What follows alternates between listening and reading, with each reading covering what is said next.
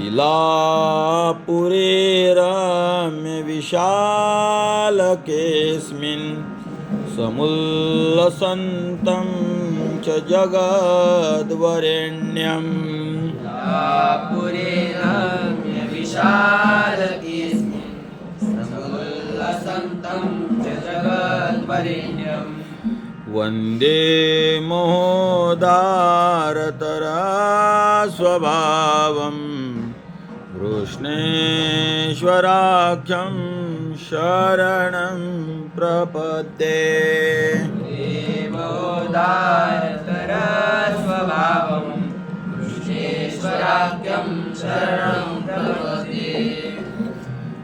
अन्वयसा इलापुरे रम्य विशालके अस्मिन् समुल्लसन्तं च जगद्वरेण्यं वन्दे महाउदारतरस्वभावं कृष्णेश्वराख्यं शरणं प्रपद्ये। अन्वय इलापुरे रम्य विशालके इलापुरे रम्य विशालके इलापुरे अस्मिन् समुल्लसन्तं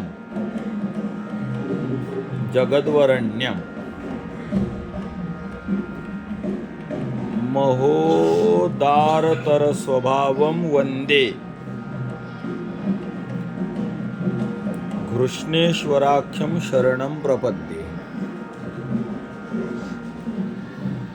रम्य विशालके रम्य म्हणजे रमणीय असणारं आणि विशाल असणारं असं इलापूर म्हणजे वेरूळ.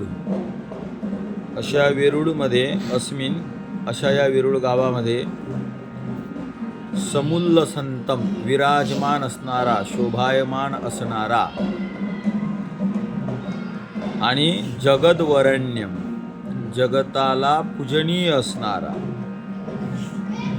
महोदारतर स्वभाव महान महान उदार स्वभाव असणारा त्याला वंदे.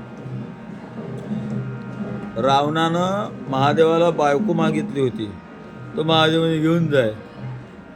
किती उदारतर स्वभाव, इतका उदार कोणाचा स्वभाव, घेऊन जाय म्हणजे. ते पार्वती मातेनं आयडिया केली म्हणून समजा रावणाचीच फजिता झाली. अशा याला वंदे नमस्कार कृष्णेश्वराख्यम. तर मग ते झालं, त्या गावाचं नाव झालं. उदार हा गुण झाला, त्याचं नाव काय आहे?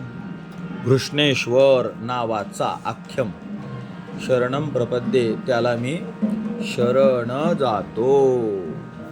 जय श्री.